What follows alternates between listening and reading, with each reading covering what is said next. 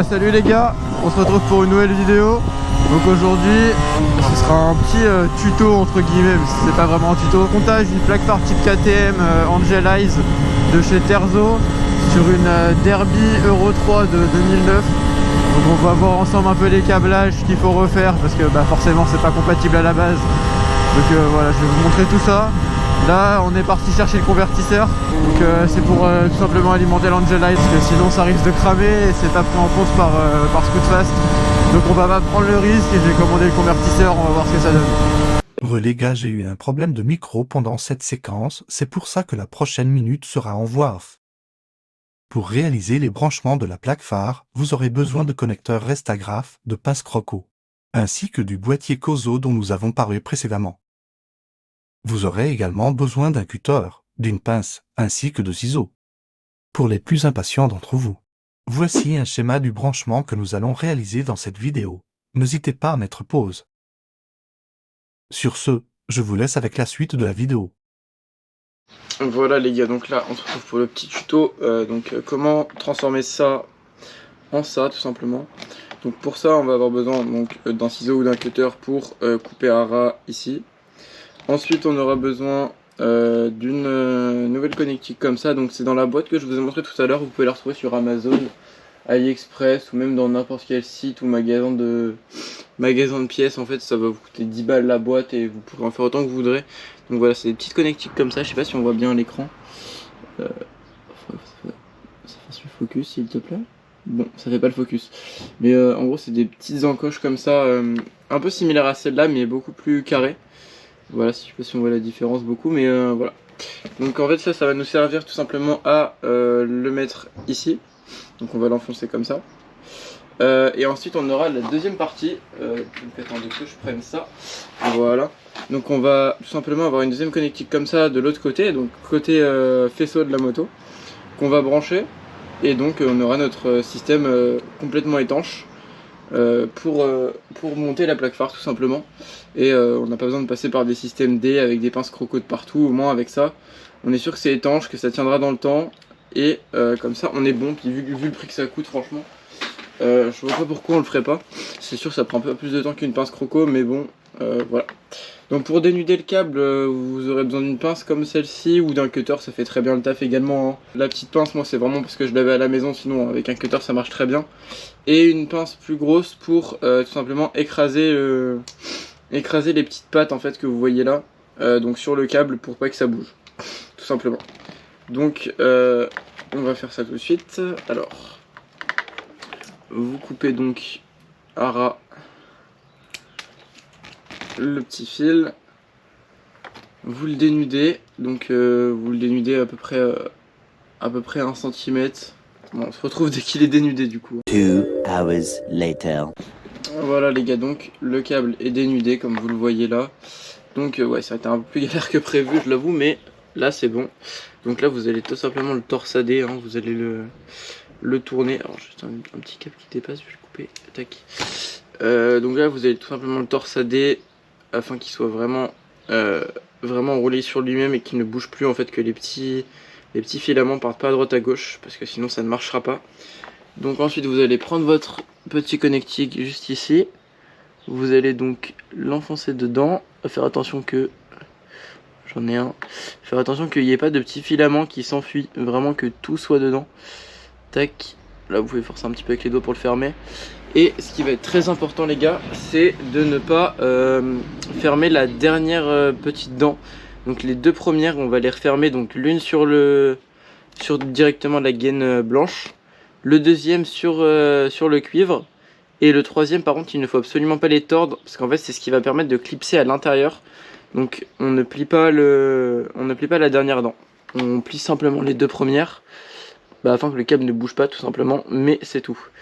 On n'en fait pas trop, sinon ça ne marchera pas. Voilà les gars, donc là la pâte est faite, donc ça tient, vous voyez, je peux forcer, ça va tenir. J'ai un peu tordu les pattes, donc on va quand même espérer que ça marche. Et voilà, donc là il y a juste à le brancher dedans en fait, tout simplement comme ceci. Alors c'est vraiment la partie la plus galère. Sur les autres j'ai passé, ça m'a arrivé de passer 10 minutes sur juste les clipser dedans en fait, parce que suffit que les pattes soient un peu tordues et ça ne veut pas, donc c'est un peu compliqué. Ah, Alors attendez, je crois que j'ai entendu un clips mais je suis pas sûr. Alors attendez. Ouais, ça a l'air d'être bon. Alors ça me surprend qu'il n'aille pas au bout. Parce que si on regarde bien les autres, ils vont au bout. Pas celui-là, mais c'est un tout seul, donc c'est peut-être normal. J'ai entendu le clips en tout cas. Donc normalement c'est bon quand vous entendez le clips. Si vous entendez le clip, c'est que c'est bon. Au pire, il n'y a rien qui nous empêche de l'enlever en fait et de refaire un. Hein. C'est pas dramatique non plus. Donc voilà pour celui-là. Donc ensuite, vous allez avoir la même chose à faire, mais sur le boîtier Kozo. Donc ça va être très simple. Donc dites-vous que ces deux-là, c'est pour la moto. Les deux du bas, donc le rouge et le noir pour la moto. Les deux du haut pour la plaque phare.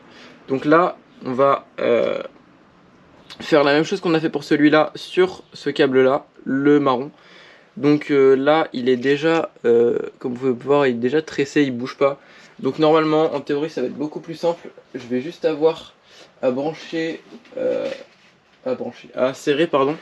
Donc le deuxième connectique, donc le connectique mâle. Normalement, j'aurais juste besoin de mettre ça à l'intérieur et de le serrer tout simplement. On se retrouve donc dès que c'est monté. Voilà les gars, donc là ça tient, donc évidemment c'était beaucoup plus simple. Donc comme pour le premier, les dernières dents on ne les tord pas, on les laisse comme elles sont. C'est fait exprès les gars, c'est pour clipser tout simplement dans la partie juste ici. Donc là vous allez rentrer ici, le but c'est de le voir ressortir là, c'est simple. Ça peut être la galère comme je l'ai dit, on peut vite y passer du temps. Donc là ouais, par exemple, voilà, bon exemple justement, ça ne veut pas, alors c'est pas sorcier, faut réessayer plein de fois, donc là c'est pareil, ça va être un peu la galère, donc on se retrouve dès que c'est bon. Ok les gars, donc là c'est bon, on peut voir que même si je tire, le truc ne s'en va pas.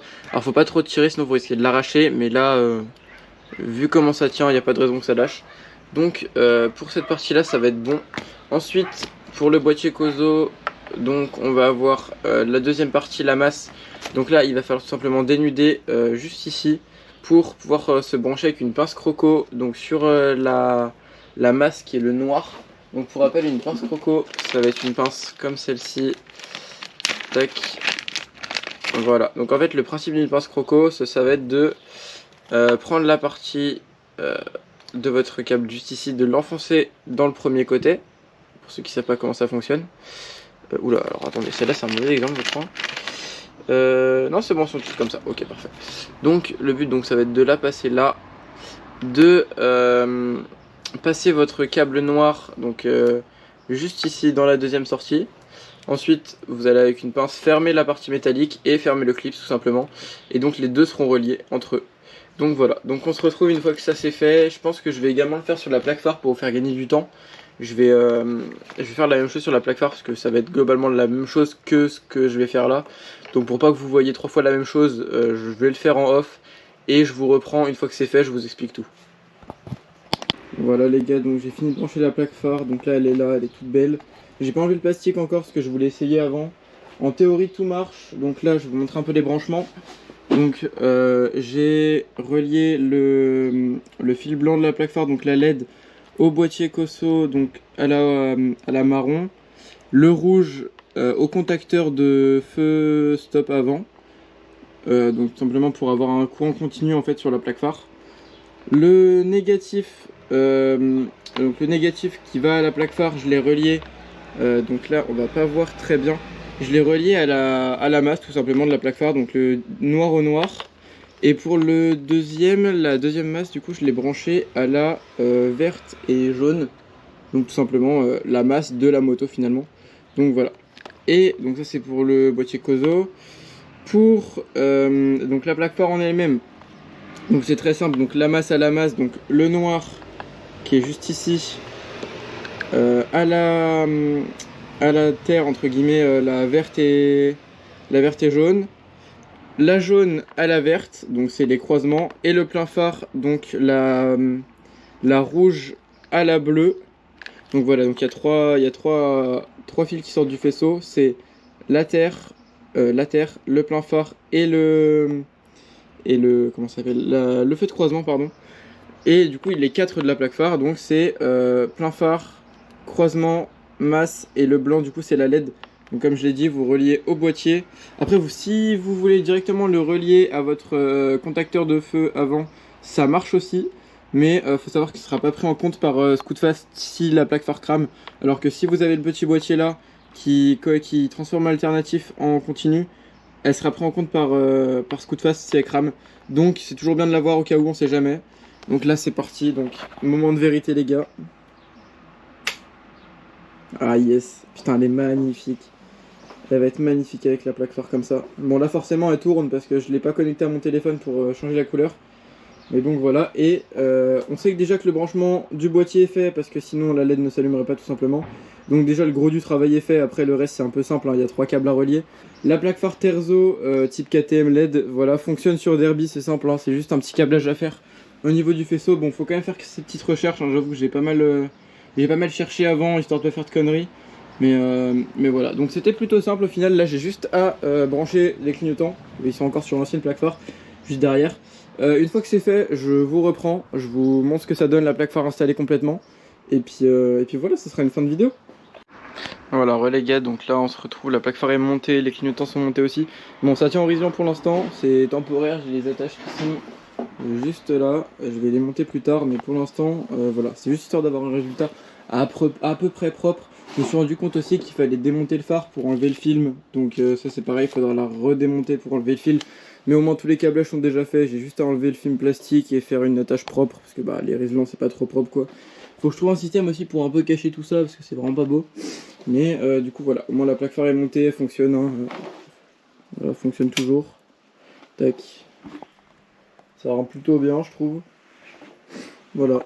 Bon c'était tout pour cette petite vidéo, au moins j'espère qu'elle vous a aidé, qu'elle vous a appris entre guillemets comment monter une plaque phare LED. Puis voilà, si j'ai pu être utile c'était nickel, et puis j'espère que je vous ai diverti un minimum quand même.